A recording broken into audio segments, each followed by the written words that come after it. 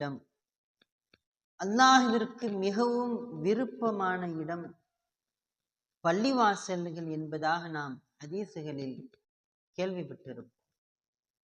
ஆனால் சில பள்ளிவாசல்கள் அல்லாஹுவால் சபிக்கப்பட்டவை. அல்லாஹு தாலா சில பள்ளிவாசல்களை இடையூறு தரும் பள்ளிவாசல்கள் என்பதாக பதிவு செய்கிறார்.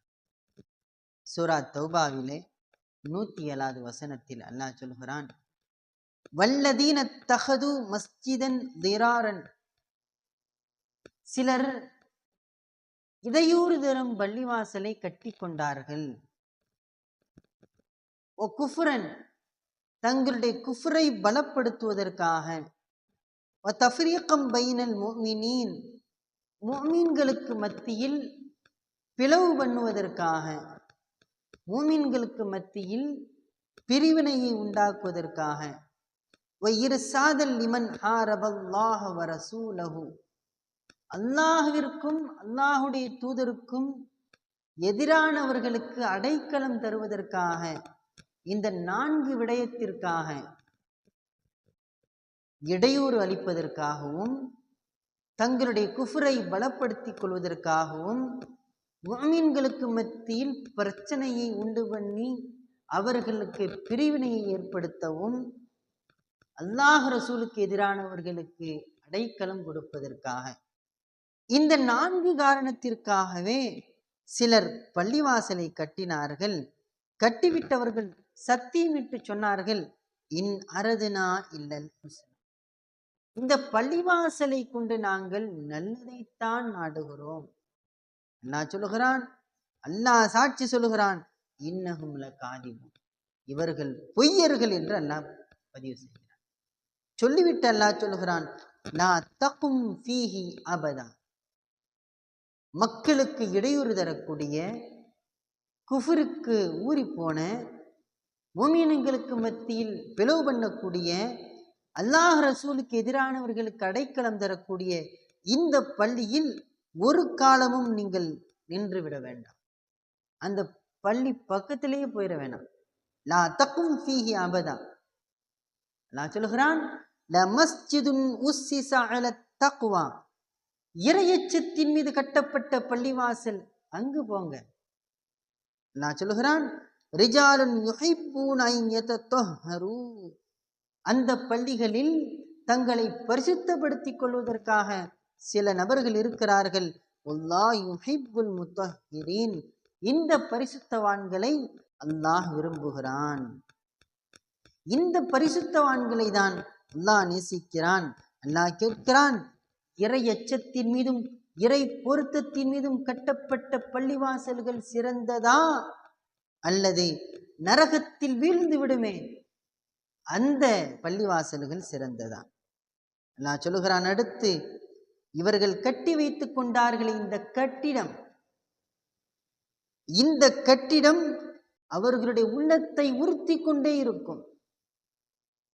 எந்த அளவினில் அவர்களுடைய இதயத்தை அது துண்டு துண்டாக்கிவிடும். வல்லாஹு அலீமுன் ஹக்கீம், அல்லாஹ் அறிஞனாகவும் அல்லாஹ் ஞானியாகவும் இருக்கின்றான். இந்த வசனத்தில் அல்லாஹு தாலா இடையூறு தரும் பள்ளிவாசல் என்பதாக ஒரு பள்ளிவாசலை குறிப்பிடுகிறார். இந்த வசனம் எப்பொழுது இறங்கியது? முனாஃபிக்குகள் மதீனாவிலே முஸ்லிம்கள் ஒன்று கூடுவதை பார்த்து அவர்களால் அதை ஜீரணிக்க முடியவில்லை. எப்படியாவது முஸ்லிம்களை பிளவுபடுத்த வேண்டும், இவர்களை பிரித்தாள வேண்டும், இவர்கள் ஒன்று கூடுதலை தடுக்க வேண்டும். எனவே இதை நேரடியாக எதிர்க்க முடியாது. நேரடியா யாராச்சும் இஸ்லாத்துக்கு எதிரான கருத்தை சொன்னா நம்ம ஏத்துக்கிறோமா? இஸ்லாத்திற்கு எதிரான கருத்தை இஸ்லாத்தில் இல்லாமல் வெளியில் இருந்து கொண்டு சொல்லுகிற பொழுது நம்ம சுதாரிப்பா இருப்போம். நாம் மார்க்கத்தின் பெயராலே நாங்களும் குர்ஆன் ஓதுகிறோம், நாங்களும் ஹதீஸை சொல்லுகிறோம் என்று வருகிற பொழுதுதான் இங்கே நிறைய வாலிபர்கள் தடுமாறி போகிறார்கள். எந்த அளவு எனில், அவர்கள் சொல்லுகிற கருத்து சரிதானா, இது தகுமா என்கிற ஒரு பரிசீலனை கூட இல்லாமல் அதை அப்படியே ஏற்றுக்கொள்கிறார்கள். அல்லாஹ்வுக்கு உருவம் இருக்கிறது என்றால் உருவம் இருக்கிறது, ஹதீசுகளில் தவறு இருக்கிறது என்றால் தவறு இருக்கிறது, ஆலிம்களை திட்ட வேண்டுமென்றால் திட்டுவது, இறைநேசர்களை இழிவுபடுத்த வேண்டுமென்றால் இழிவுபடுத்துவது, சஹாபாக்களை விமர்சிக்கிறார்கள் என்றால் சேர்ந்து விமர்சிப்பது, இப்படி அவர்கள் சொல்வது அப்படியே வேதம் போல நம்பிக்கொண்டிருக்கக்கூடிய இந்த கூட்டம் கொஞ்சம் விளங்க வேண்டும். இஸ்லாத்தில் இருந்து கொண்டு இந்த கருத்துக்களை உபயோகிப்பதனால்தான் இங்கே நம்முடைய சமூகத்தில் சில நபர்கள் தடுமாறி போயிருக்கிறார்கள். இந்த வேலைக்கான அடிப்படை காரணம் யாரு தெரியுமா?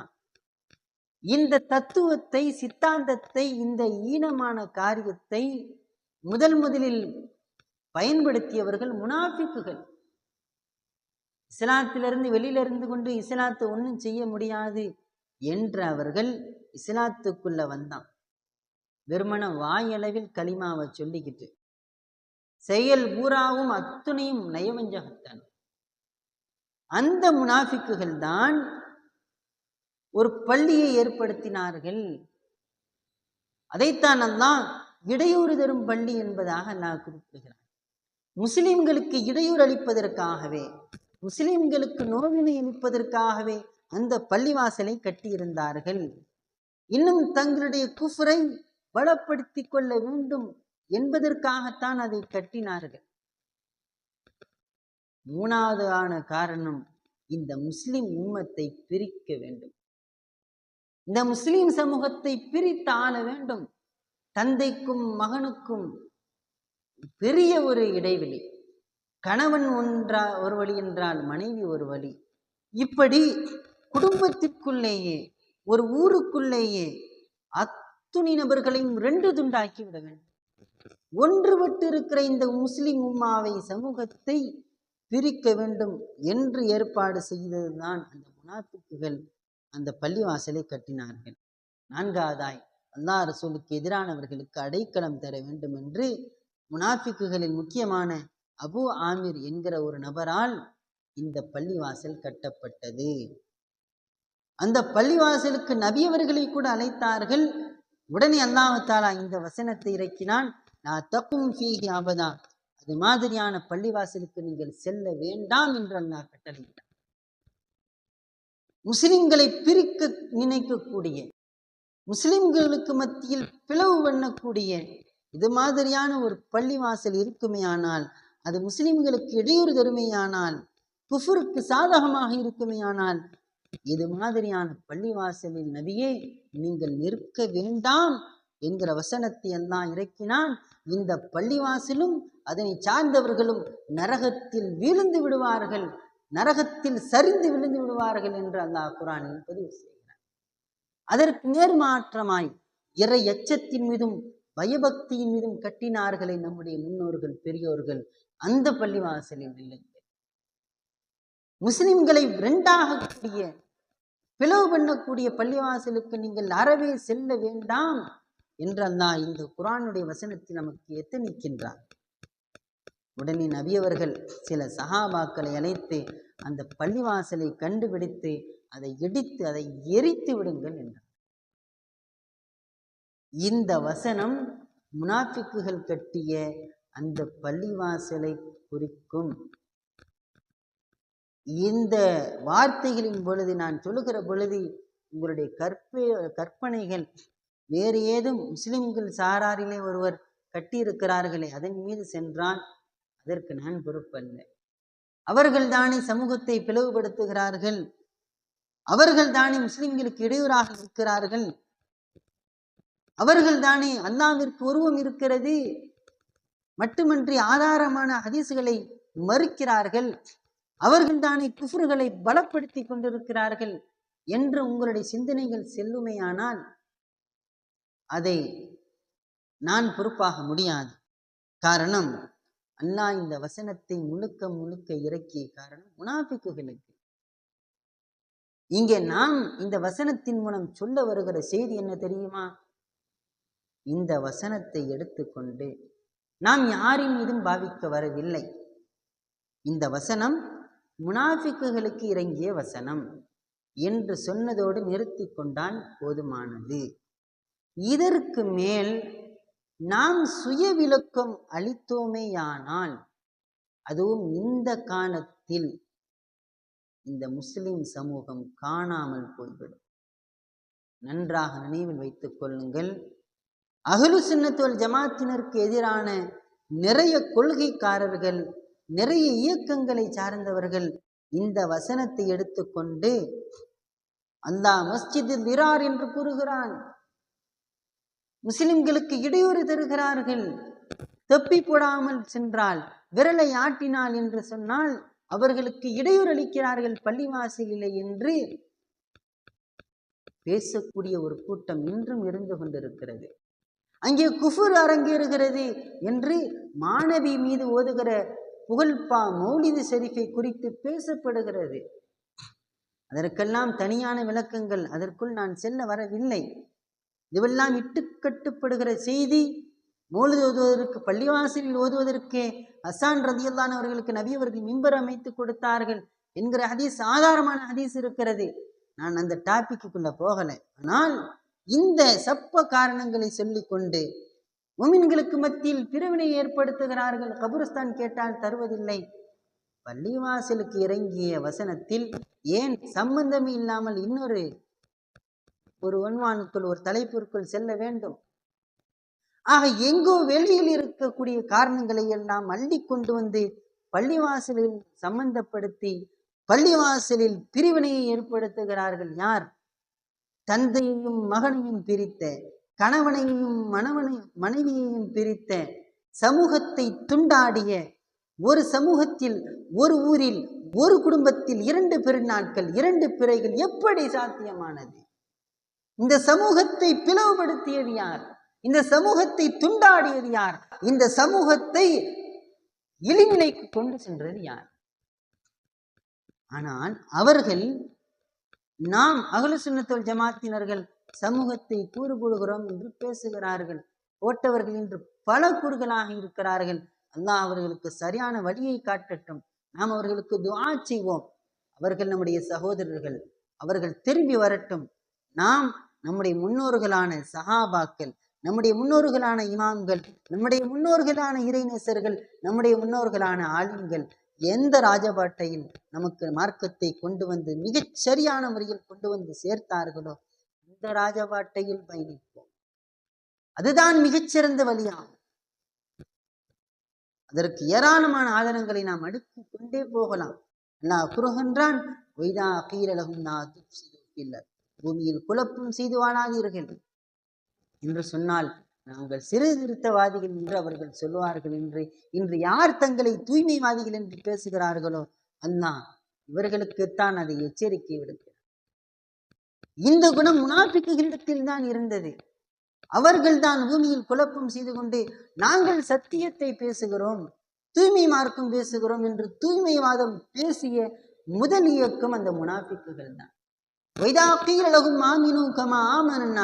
சஹாபாக்களை போல ஈமான் கொள்ளுங்கள் என்று அவர்களிடத்தில் சொல்லப்பட்டால், மடையர்களை போல நாங்கள் ஈமான் கொள்வோமா? இன்று நம்முடைய முன்னோர்களை முட்டாள்கள் என்று பேசுகிறார்கள் இல்லையா? நம்முடைய மூதாதையர்களை முட்டாள்கள் என்று பேசுகிறார்களே. அல்லாஹ்வை அஞ்சிக் கொள்ளுங்கள். எங்களுடைய முன்னோர்கள் சஹாபாக்கள், எங்களுடைய முன்னோர்கள் இமாம் பெருமக்கள், எங்களுடைய முன்னோர்கள் இறைநேச செல்வர்கள். அல்லாஹ் சொல்லுகிறான், அலா இன்னஹும் ஹும் சுஃபஹா.